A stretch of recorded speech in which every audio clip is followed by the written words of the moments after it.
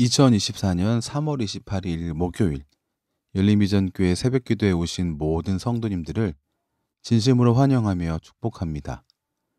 오늘 우리가 함께 나눌 말씀은 마가복음 15장 1절로 15절입니다. 신약성경 마가복음 15장 1절로 15절입니다.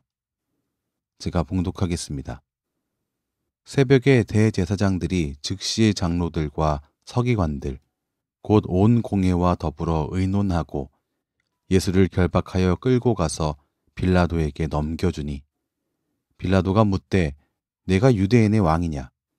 예수께서 대답하여 이르시되 내 말이 옳도다 하시매 대제사장들이 여러 가지로 고발하는지라.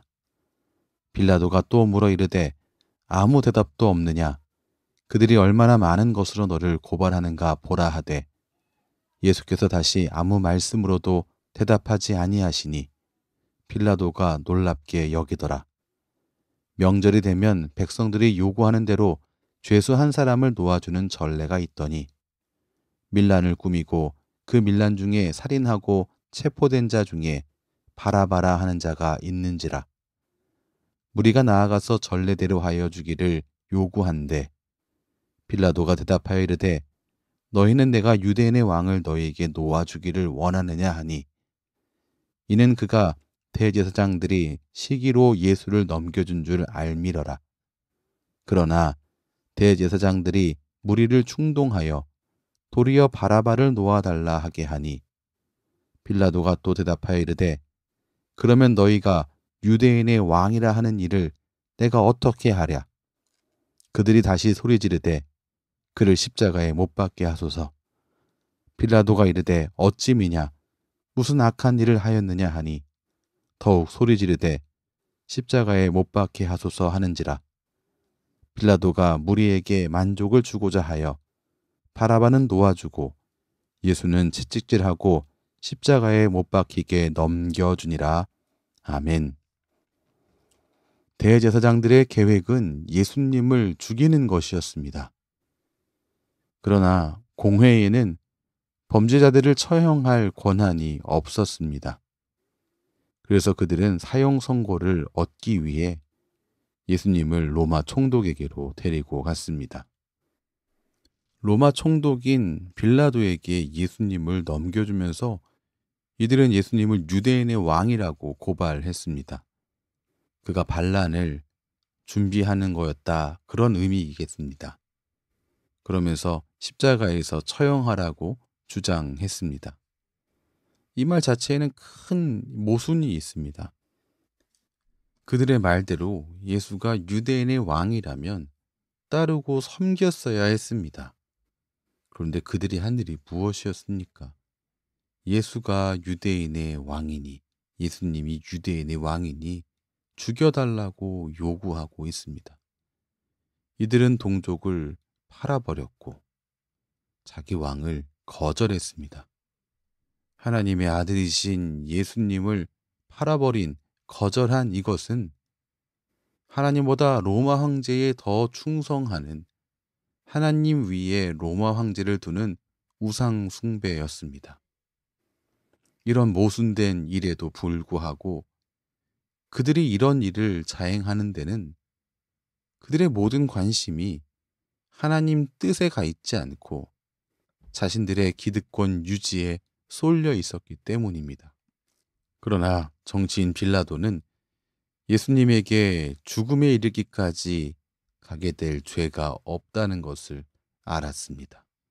그래서 예수님을 풀어주려고 유대 종교 지도자들을 달래기도 하고 반박하기도 하고 타협하기도 했습니다. 그러나 아무런 소용이 없었습니다. 이사야서 44장 18절 말씀이 말하고 있는 것처럼 그들이 알지도 못하고 깨닫지도 못함은 그들의 눈이 가려서 보지 못하며 그들의 마음이 어두워져서 깨닫지 못함이니라.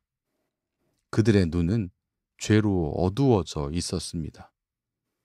심지어 이 유대 종교 지도자들은 무리들을 조종했습니다. 11절 말씀 보시죠.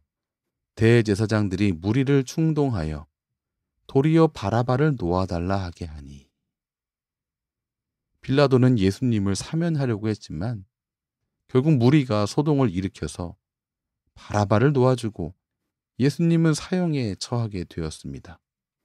유대 종교 지도자들은 죄로 눈이 어두워져 있었고 무리를 충동했고, 로마 총독인 빌라도의 기준은 정의와 공의가 아닌 민심이었습니다. 그러다 보니 무리가 원하는 대로 끌려가 버리고 말았습니다.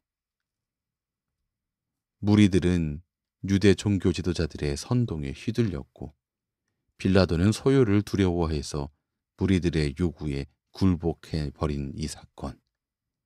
그리하여 예수님은 사형에 처해지게 되었습니다. 말씀을 정리하겠습니다. 우리 역시 살아가면서 진실이 외면당하고 거짓이 득세하는 불의한 일을 종종 만납니다. 이런 시대를 살고 있는 우리는 어떻게 살아가야 합니까? 우리는 유대 종교 지도자들의 선동에 휘둘려버린 무리들이 걸어갔었던 그 길을 반복하지 말아야 합니다. 깨어 있어야 합니다. 또 우리는 이런 불의한 일을 종종 만나는 것 가운데 어떻게 살아야 합니까? 아모스서 5장 24절이 말씀하고 있는 것처럼 오직 정의를 물같이 공의를 마르지 않는 강같이 흐르게 해야 합니다. 정의와 공의를 따라 살아가야 한다는 것입니다. 유리와 불리함을 살피는 옛 습관은 버려버리고 하나님 앞에서의 옳고 그른 것이 무엇인지 고민하여 정의와 공의를 따라가는 그런 하나님의 백성들이 다 되시기를 주님의 이름으로 축원합니다. 기도하겠습니다. 하나님, 우리는 여전히 진실이 외면당하고 거짓이 득세하는 불의한 사회 가운데 살아가고 있습니다. 이러한 사회 속에서 불확실한 소문에 휘둘리지 말고 불의한 선동에 동조되지 않고 부당한 압력에 굴복하지 않는 공의와 정의를 따라 살아가는 그런 하나님의 백성 되기를 원합니다.